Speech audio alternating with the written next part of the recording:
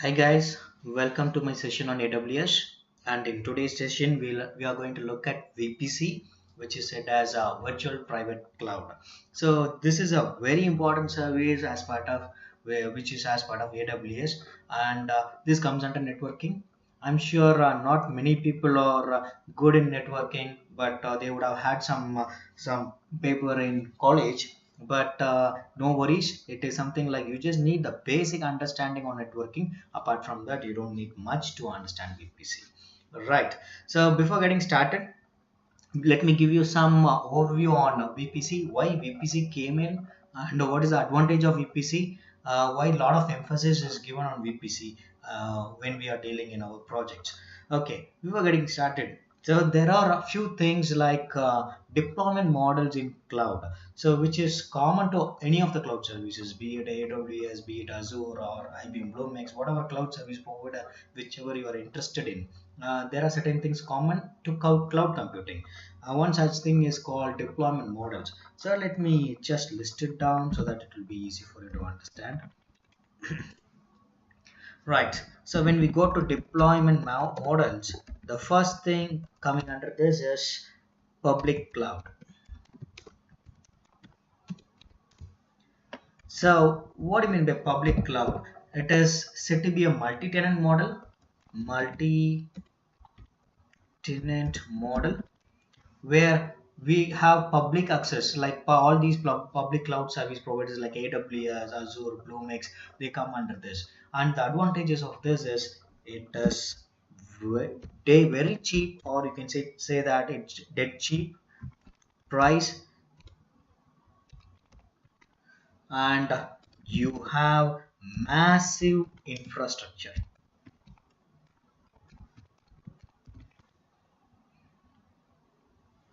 So let me put this in another line.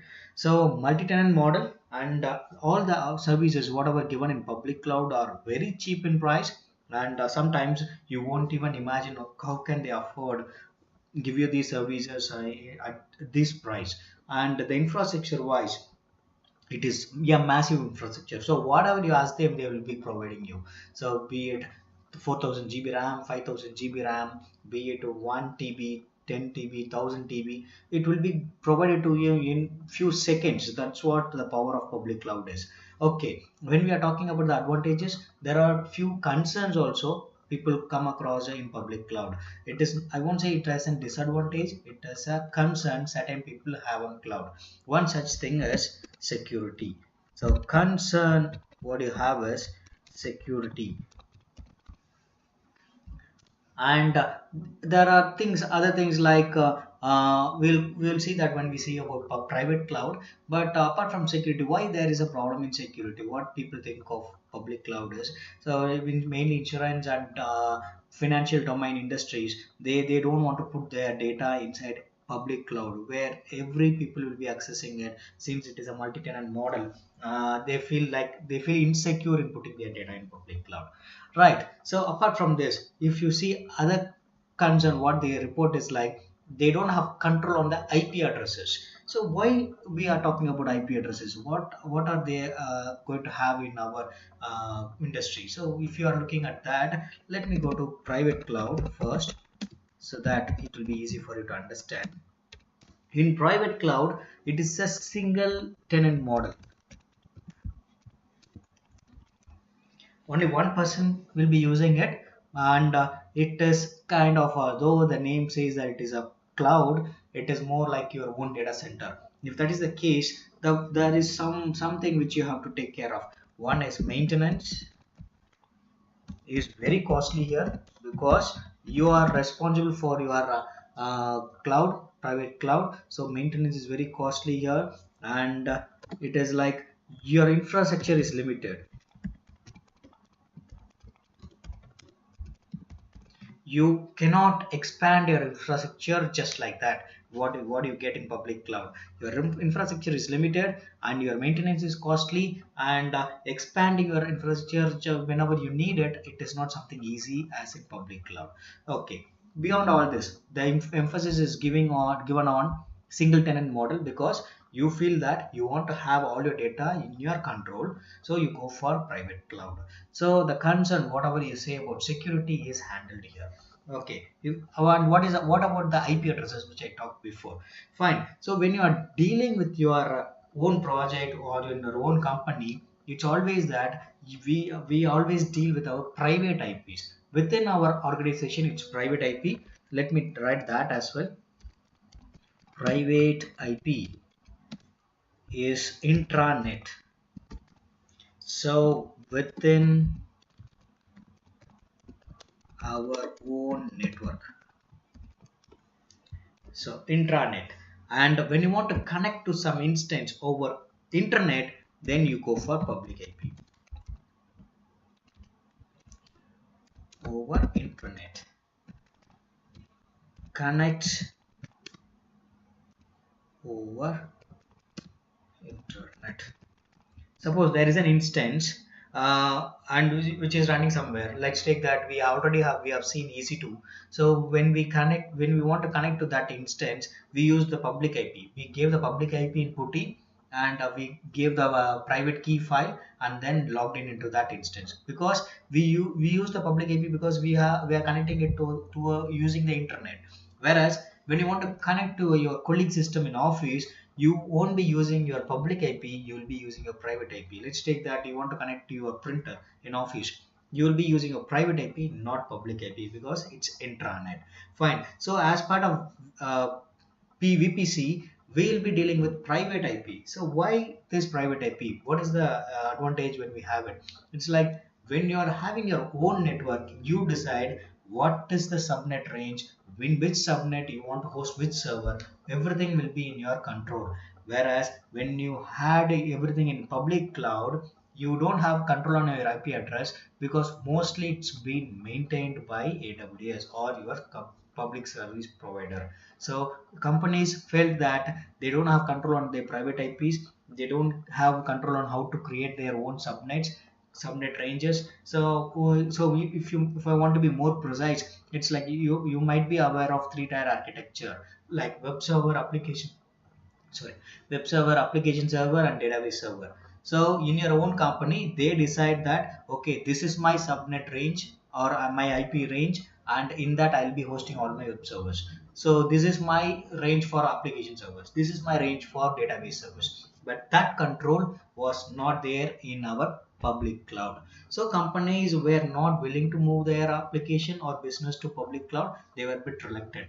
Then what Amazon did is like they thought of giving whatever these companies are asking for, like whatever they say that in my private cloud I feel secure, in my private cloud I can create my own range of IP addresses, all those things they thought of giving that in public cloud itself.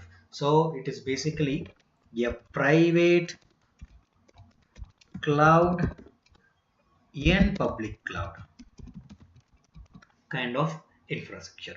So a private cloud in public cloud. So obviously this cannot be physically possible. So it's only virtually possible. So that's why we got the name VPC, which means virtual private cloud. Got it? So I'm sure you would have got some background on VPC. It is nothing but a private cloud kind of environment in public cloud. So we say it as a virtual environment. That's why we got the name virtual private cloud.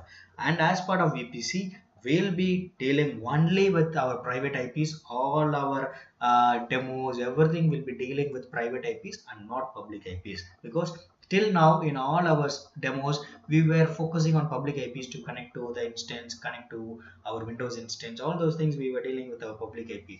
But in this service we will be dealing with only our private IPs. Okay, so I hope you people are clear with this, and I'm just moving on with that. Right, so you can see the tutorial of AWS in the AWS website. So this is up to you for check and learn something on this. Anyway, I'm just logging into our account now. There are few things, right? If we are going to create our VPC, until now we don't have any idea on VPC. Many people might be wondering, so this is a totally new to me. I haven't seen anything on VPC till now. If that is the case, no, you are wrong. So let me show you. When we go to EC2, right? So you will see certain things called platform on your right hand side. See here, supported platforms. It shows VPC. Right, so before if I'm not wrong, it is before 2014 all our platform supported was EC2 and not VPC. So since 2014 the Amazon was supporting VPC. All right, if you see any account which was created before 2014, you will see two things here, EC2 and VPC. And for us it is only VPC because we created the account after that particular thing. So since then Amazon was moved to something like supporting only VPC and not anything else. Okay, if that is the case, are we launching all our instances in our VPC? That is the next question. Yes, we are launching everything in our VPC. Let me go and show you that. I'm clicking on launch instance. I'm selecting my AMI, selecting my instance type, configure instance details. Right, so in this page we have seen something like selecting our availability zone, right, in our EC2 demo. And you just look at, before that you select your VPC, which is our default VPC, right? So this makes sure that all our EC2 instances, whatever we have launched before, are in our default VPC and nothing else. We are using a network, virtual private cloud network provided by AWS, and then we are launching all our instances in that. But in this demo what we are going to do is, like, we are going to create our own VPC and we are going to launch our instance in that VPC. Fine, okay, got it. So let me cancel this and go back, and to show you more on the default VPC, what I'm going to do is, like, I'm going to click on VPC, which is under network. Click on VPC, let it come up. It will show you the dashboard. So this dashboard will give you a lot of information. So till now we haven't done anything on our VPCs, but we already see one. What is that? It is nothing but your default VPC. Click on your VPC. It will show you the VPC details, state is available, and it has a lot of components like default VPC, yes, who is the owner, give my ID, all those things. Yes, you see the CIDR notation block. Just make sure what is that. So I believe some people would be having some understanding on this. So this is your network range. So how to understand this? So /16, this is called subnet masking, and this kind of notation we say it as CIDR notation, which is nothing but classless inter-domain routing. So people who are good in CCNA or any other networking concept, they know this kind of notation. So /16 represents 16 bits are constant. So this is a 32-bit IP address. Each and every component here represents 8 bits. So /16 represents 16 bits constant here. So which means these two components are variable. So this can vary from 172.31.0.0 to 172.31.255.255. So the maximum range of an IP is till 255, because since it's an 8-bit, 255, if you convert this into binary, you will get 8 ones. So it will range from 0 to 255 in this component and 0 to 255 in this component. So in total you will get 256 IPs. 0 is also included into 256, which is equal to 65,536 IPs possible in your VPC. So the default VPC, what it says, like, this is your IP address range, So in this IP address VPC, you have 65,536 IP address. Fine, that is your VPC component. Now let's get into the subnets. You go to subnets, where we see there are 6 subnets here. There are 6 subnets. Okay, if there are 6 subnets, how they are divided? Let's take the first subnet. So the IP address ranges, what I can say is like, this VPC is divided into 6 subnets. So 65,536 IPs we have. So they have divided that into 6 subnets. Not necessary that you have to consume all the IP addresses. You can leave something for future, so that you can create some new additional subnets. So this is our IP address range. Right, so they say it is /20, which means 20 bits constant. If that is the case, 8 from here, 8 from here, and the remaining 4 has to come from here, which means 20 bits constant. If you look at the CIDR notation, let's check it so that you will get some idea on that as well. CIDR notation.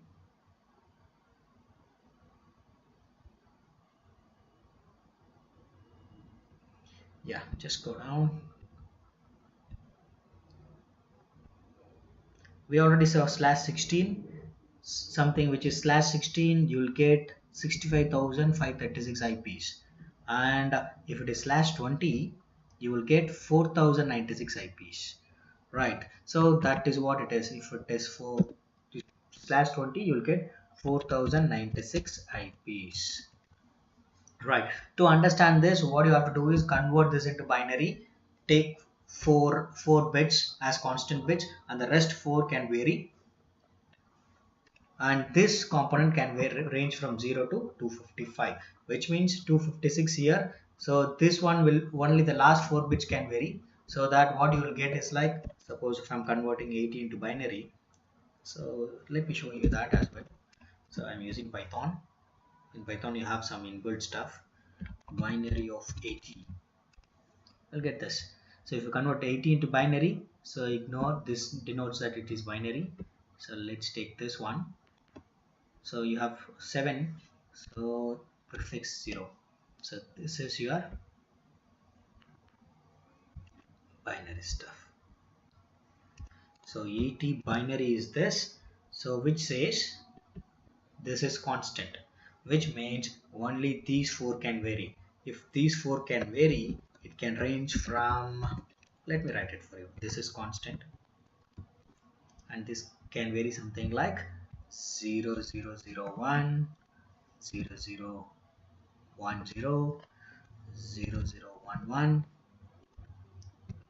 0100, 0101,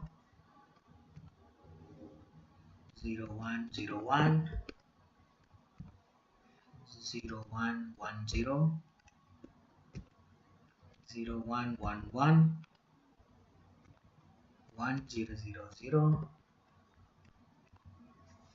1000, 1001, 1010, 1011, 1100. I know this is bit a lazy job, but just for our understanding we are doing this. 10, and looks monotonous as well. Yeah, so see, this is 80,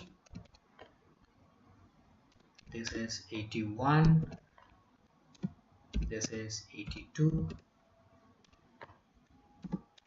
83, 84,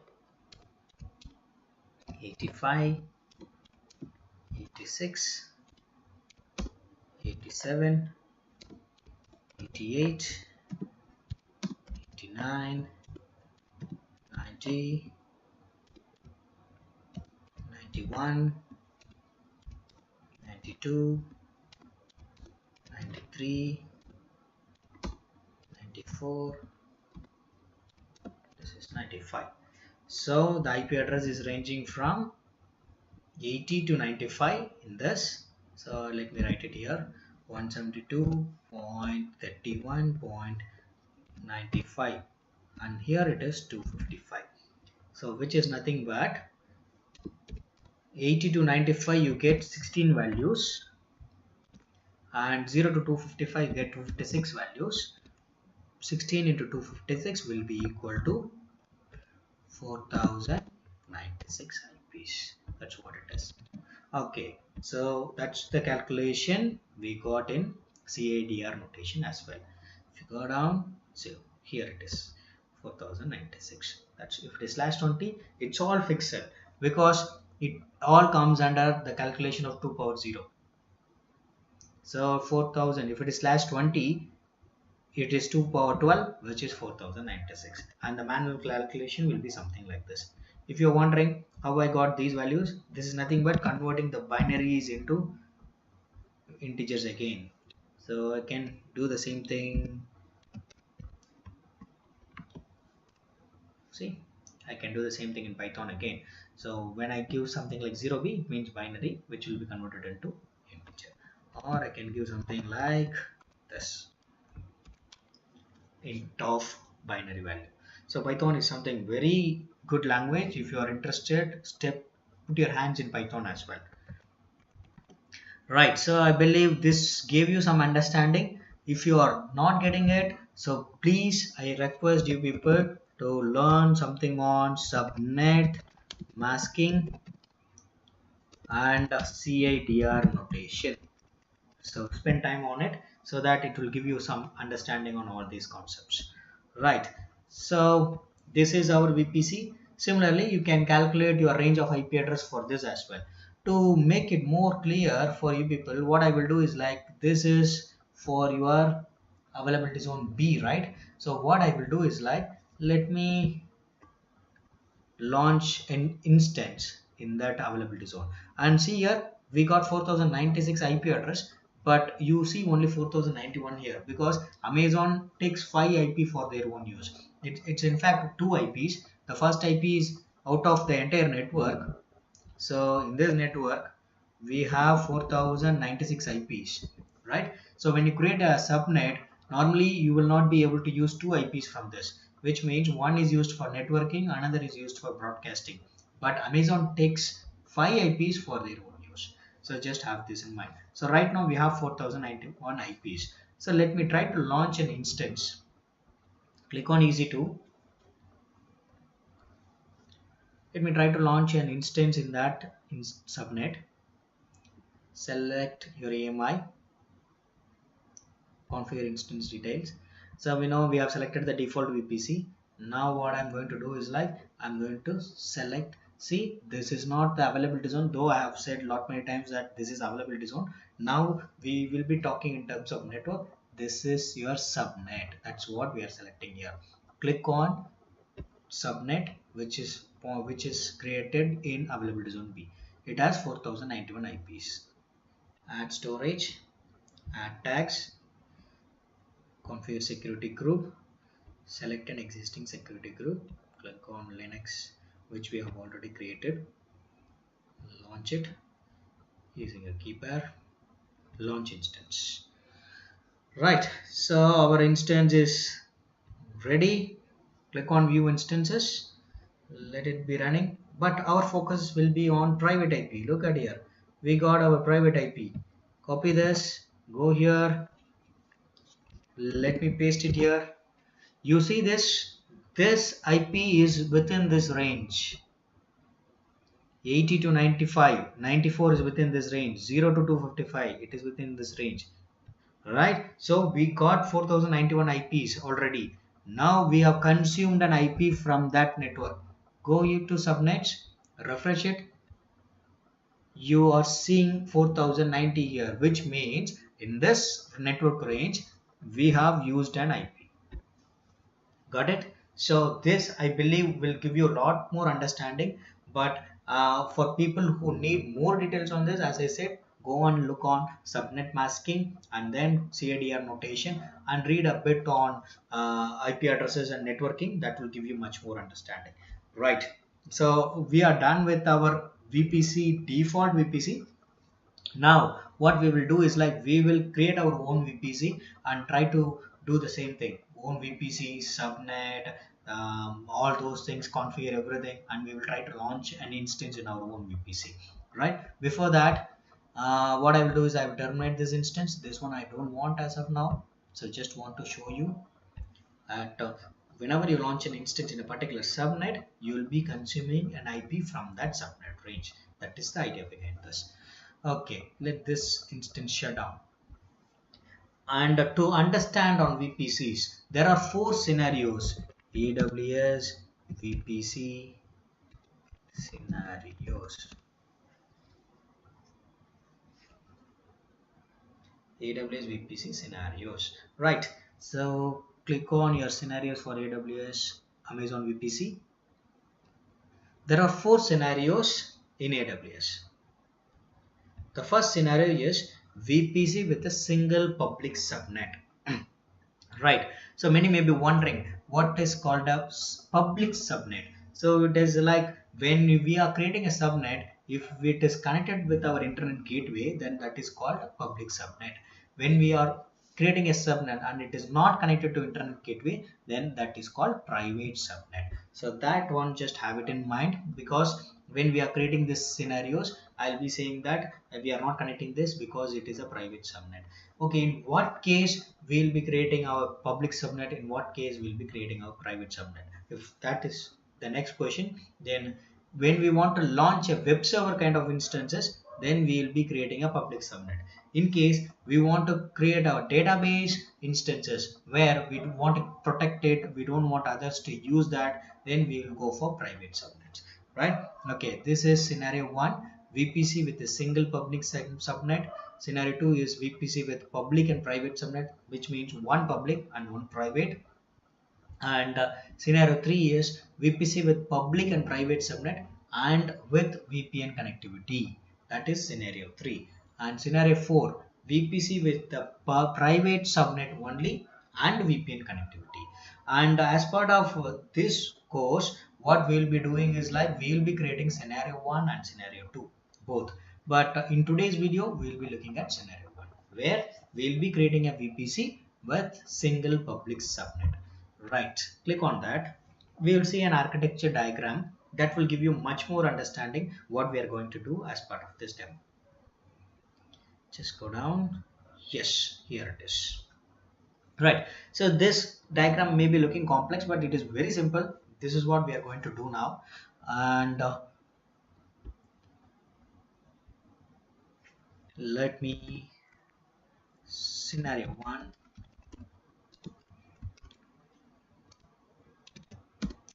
VPC with single public subnet. This is our demo. Right, so let's look at the components. What are the components in this scenario 1? So first, inside AWS we will be creating a VPC. Right, so our own network. So first we have to create our network, then inside our VPC we are creating a subnet. That is our next step. And remember, it is not a simple subnet, it is public subnet. So if it is a public subnet, it has to be connected to a internet gateway. Fine, so that is our third thing. And there is a thing called route table. Route table, as the name says, this table is what will be routing the traffic based on the IP address. Anything within the own VPC, it is called local traffic. Anything outside this network range, it will have to come via internet gateway. And if you need more understanding on this, so already I said you that this is a public subnet. You will have instances running in this subnet. If anyone want to connect to this instance, then they have to connect via internet gateway. If they are connecting outside the network, it has to be via internet gateway. If it is inside the same network, then they are treated as local. So the route table will be doing the routing activities. Fine. So this is the architecture diagram of scenario 1. Now what we'll be doing is like I will be listing you the steps on what basis we have to try each and every step. Right.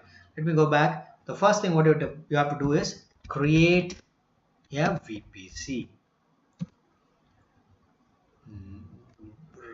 along with the network range as well. We have to provide a network range also for our VPC.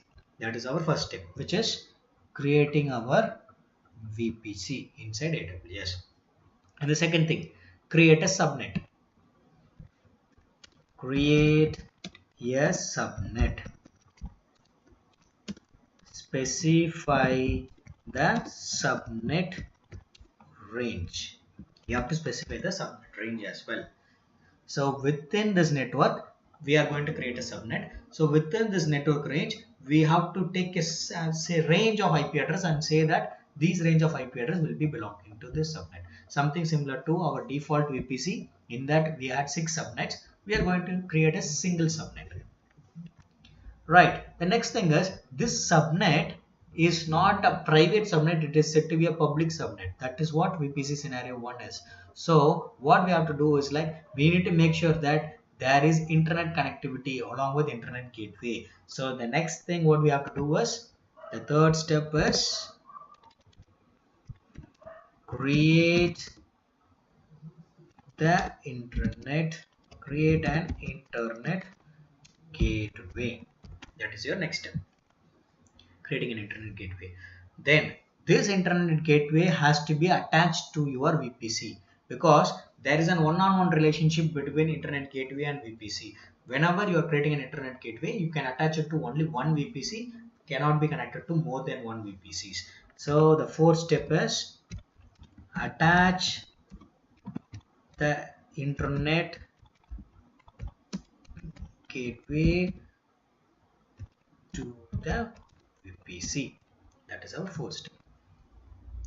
Right. Then we have to look at our route table. When you create your subnet, by default there will be a route table, but this linkage of internet gateway in your route table has to be done manually. So the fifth step is edit the route table to add internet gateway. So I'm mentioning it as IGW gateway entries. That is our fifth step. Then the sixth one is we will be launching our own instance. Launch an instance, an EC2 instance in our VPC and a public subnet. So if it is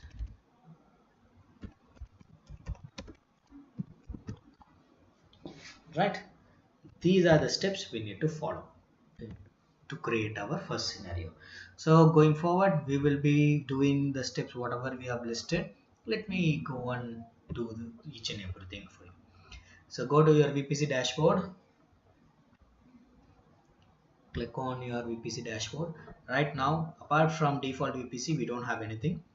Click on your VPCs where it will show the VPCs available. Right now only default VPC is there. I'm clicking on create VPC. Give a name. So I will just name it as scenario 1 VPC. So I have named it as scenario 1 VPC. Now you have to provide the CIDR block for the VPC, which means you have to provide the range, IP address range for your VPC. Something what we have seen in our default. So let me go back. So our default VPC has this as the network range.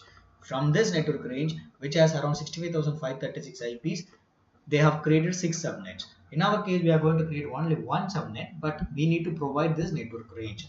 Let me give you something fancy.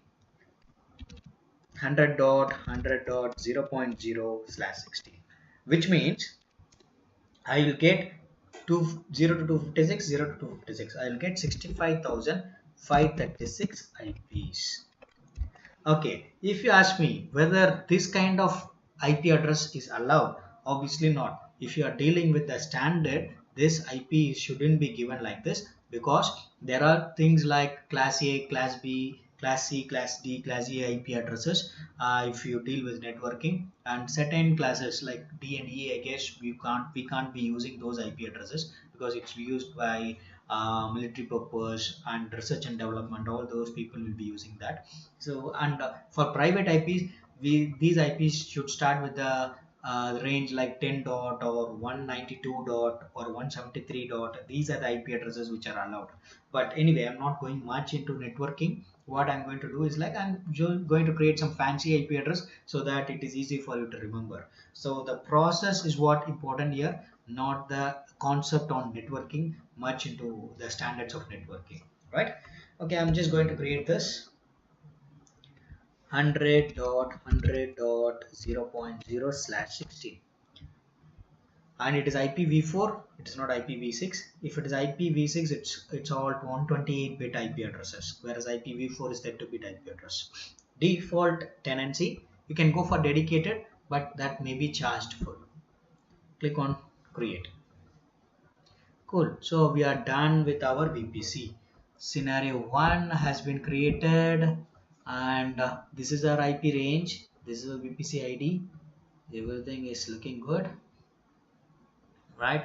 You have a route table created, main route table. It is not a default VPC, that's why it is no, and I'm the owner of it. Cool. We are done with our first step, creating a VPC, and we got our range as well. It is 100.100.0.0/16. The next step is create a subnet. Go to subnet. We have only 6 subnets, which are all for default VPC. Now click on create subnet. I can give the name as public subnet. So it is going to ask for which VPC we are creating the subnet. So it is showing the default VPC as well as our VPC. Can we create a subnet for the default VPC? Yes, you can create it, because your default VPC has 65,536 IPs, out of which only 4,096 IPs for each and every subnet, which means all the subnets are with /20 subnet masking. So each and every subnet can have only 4,096 IPs. 6 into 4,000 is 24,000. You still have more than 30,000 IPs left. You can create a subnet for default VPC as well. But we are going to create it for our own VPC. I'm just selecting it. You can select which availability zone you want to create this subnet. If you leave it blank, it will be taken based on the availability. Now give the range for this particular subnet. I'm just giving it as 100.100.0.0/24, so that I will be getting 256 IP addresses. How come 256? It is /24, right? 888. So 24 IP address bits constant. The last can vary from 0 to 255. So we get 256 IP address. Can we confirm it in CIDR? Yes. /24, we get 256 IP address, which is 2 power 8. Cool. So I'm just going back. Click on create. Close it. Our public subnet is ready. Subnet ID for which VPC? See our CIDR notation. We should get 256 IP address. As I said, Amazon will always take 5 IPs for their own use. So we got 251 IP addresses. So if that is the case, now go here. Our subnet range is 100.100.0.0/24, and how many IP address? So if you want the range, 100.100.0.255. So basically we get 256 IPs. That's it. So our second step is done. Now third step is create an internet gateway. Go to internet gateway.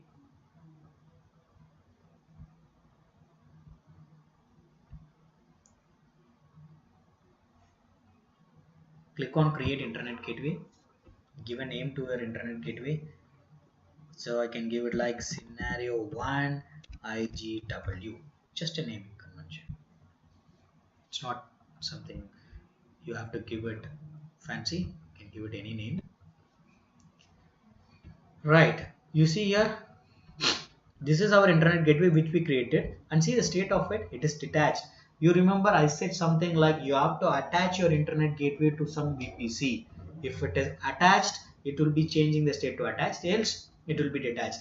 And one more thing also which I said is like you have a one-on-one relationship between internet gateway and your VPC. See here already there is an internet gateway, but this is for your default VPC and it has already been attached. But ours is created newly created and it is detached. Click on actions and that is our fourth step. See here, create an internet gateway is our third step. We have created it and fourth step is attach the internet gateway to your VPC. Right. Go to actions, attach to VPC. In this case, we are seeing only one VPC because we are not seeing the default. The reason is default VPC has been attached with an internet gateway already. So it's a one-on-one relationship. You will not see your default VPC. You will be seeing only our VPC which we created some time before. So attach it. The fourth step is done. You see the status attached. Now edit the route table entries to add internet gateway entries. Go to route table and this is our route table which we created. If you want to confirm, you can confirm it with your VPC. See, let me push it a bit. No, I'm not able to do it. Okay, let it be. So this is our VPC. So the route table will be automatically created once you create your subnet. So don't worry about that. Only thing what we have to do is edit the route table entries. Go to routes. You see the local is active within your own VPC. See the VPC range within the VPC, it's intranet. So it is allowing all the local traffic. But to allow internet gateway entries, add route for all other traffic, it has to be via internet gateway. It will show you our internet gateway. Just select that. That's it. Save routes. Before saving it, I will just show you. See the entry here within our VPC, it's local. Anything other than that has to come via internet gateway. That's what we are doing now. So save routes. That's it. So we are done with our steps in creating a VPC for on our own. And the next thing what we have to do is like the last step is launch an EC2 instance in our VPC and using public subnet. So I'm just confirming it. I'm going to Subnets. It has 251 IP address. Now let me go to instances. Click on launch instance. Everything will be ditto of all the steps whatever we did in EC2 Linux instance launch. Only one step will be changing. I will be just informing you where it is. Click on your AMI. So this is your instance type. Here is where we will be changing it. Click on your network. So till now we had default VPC alone, so it was selected by default. In our case, we have created our new VPC, so I have to select that VPC and we will be seeing only one subnet here. See here, because we created one VPC and one subnet. For this VPC, we have only one subnet and it has been created in availability zone D. We didn't select any availability zone, but it has been chosen in random. But anyway, that's not a big deal. Click on your subnet. And the third thing is your instance will not get a public IP by default. So what you have to do is like you have to enable it. So in case of our default VPC, if you want to do something with our default VPC, it will be by default enabled. I will just show you. Let me go back. Click on instance details. Say when it is showing disabled. Let me cancel it. Show that it will be clear to you people. Click on launch instance. Select your AMI. Configure instance details. You see here when it is default VPC, auto assign public IP is showing as enabled, right? But at the same time, when I select my own VPC, see what happened? it has been disabled. That the reason behind this is when we are creating our own VPC, it can be something like we can create a private subnet or public subnet. So as I said before, private subnet is something where it is not connected to internet gateway. When it is not connected to internet gateway, it cannot be accessed to over internet. When it is not accessed to over internet, there is no use of having a public IP there. Maybe you have to relate it with much more understanding. So when your private subnets are designed to make it secure, no one should access it over internet. If that is the case, why do we need your public IP there? So you don't need it. So for that reason, by default it will be disabled. Whereas for default VPC, all the default VPC has the default VPC has all subnets which are public. So no need to worry about that. That's why it is enabled. Got it? I'm sure you people are clear with this. Now I'm selecting our own VPC. We have only one subnet. By default, the public IP is disabled. I'm just enabling it. So the rest of the things are same. I'm not going to change anything. Click on add tags. I'm just giving a name. VPC scenario 1 demo. Just giving a name for our understanding. Right, so in security groups, there is one more change here. So click on select an existing security group. You see there is nothing here. We see only a default security group. What happened to my security groups which I have already created? It's all gone because your security groups are linked with your VPC. Whatever security groups I have created before, it's all in our default VPC, so that will not be reflecting here. Also, what I have to do is like I have to create a new security group. So that's not a big deal. We know how to do it. Scenario 1 security group. Let me name it like this. Right, I'm just opening port number 22 and I will open port number 80 as well because I have to create a web server. So I'm opening it for public, anyone can access it. Click on review and launch it. And what about key pairs? Or key pairs also tied with your VPC? No, it's not tied with your VPC. Only your security groups are tied with your VPC.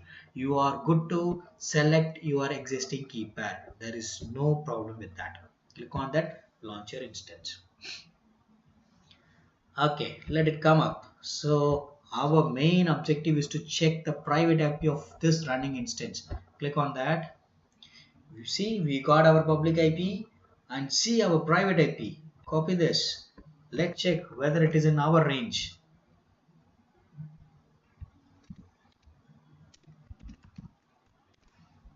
100.100.0.170. Is that within this range? Yes, it is. So we created our own VPC, our own subnet, and we launched an instance in our own VPC. That's what we did. And our IP address is very well within our range, whatever we configured. Okay, to confirm it, let me go to subnets. Let me refresh this. You see only 250 IP address now. Got it? So out of 251 we have used one, so we got 250 now, which is available, and I can launch 250 instances in my subnet. Okay, that's it is. And we are not done yet. What we will do is we need to connect to this instance. We need to check whether our server is working fine like what we did in our default VPC. Let's try that as well. Click on your public instance, public IP, go to putty,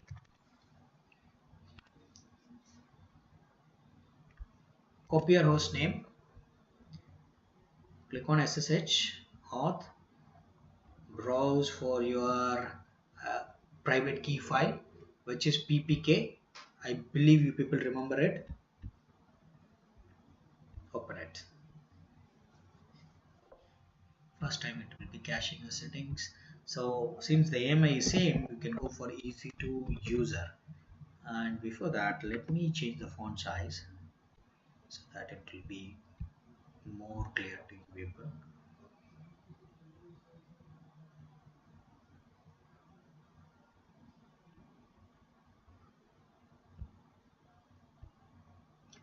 right? So login. Cool, we have logged in. This is your private IP.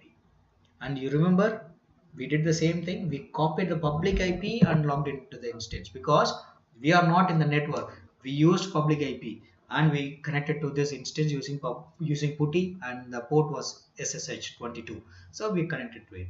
So we need to check one more thing. Are we having access to internet? To how to confirm it? The normal thing which we normally do in all our scenarios is pinging. Ping www.google.com. See here, yes, it's pinging. So this instance is having internet connectivity. This should obviously have, because we connected this instance with this subnet with the internet gateway, and no need to check all these things. We are sure that we have internet connectivity, because if there is no internet connectivity, we wouldn't be able to connect to this instance over putting, right? Got it? So are you clear with this demo? So this is one of the important service we have done with our scenario 1 VPC, and in the next session we will be seeing how to create scenario 2 VPC, and we'll be launching an instance in public subnet, launching an instance in private subnet, and we'll be connected to the public instance. Then from the public instance we'll be connecting to private instance as well. So all these things, it is a bit of complicated scenario, we'll be doing it, and there is an easy way to do all these things as well. So I'm just informing you upfront.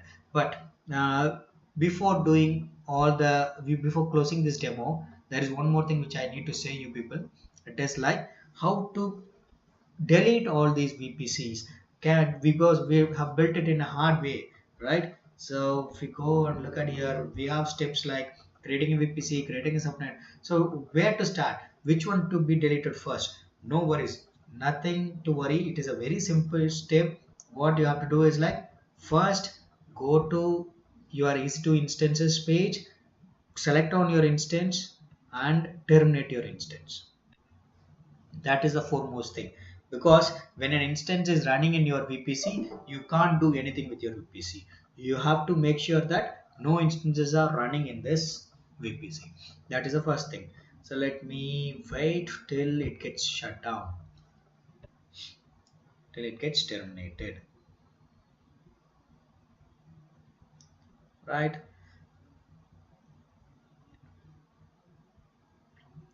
Okay, it got terminated. Now go to your VPC page, click on your VPCs. Many okay, we see two VPCs. One is default, one is our own VPC. Click on your VPC and go to actions, delete VPC. See, I'm just saying it. There is a note of caution.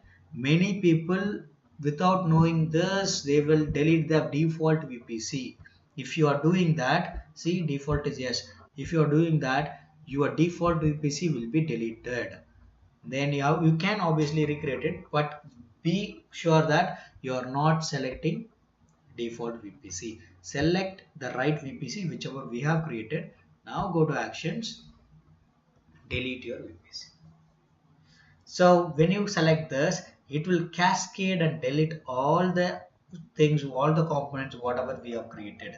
It will not delete just your VPC alone. It will delete all the components like subnet, security groups, network ACL, internet gateways, route tables. All those things will be deleted. So to confirm it, I'm just deleting the VPCs. It is discovering all the dependencies and deleting each and everything. Right? Close it. Now just go to your instances page, go to the dashboard, click on the security groups. I created scenario 1 security group something, right, while launching. That will not be listed here. See here, it is not listed here. So it has deleted even that security groups whatever we have created as part of that VPC. So we are good with that. And to confirm here also, go to your VPC dashboard, click on your VPC dashboard. See, you have only one VPC now, 6 subnets which are part of this default VPC. So we are good. I'm done with the demo. I hope you people understood the concept of VPC and how to launch your create your own VPC as per scenario 1. And tomorrow we'll be looking at how to create scenario 2. Till then, bye. If you have any question, please post it in the comments. Thanks.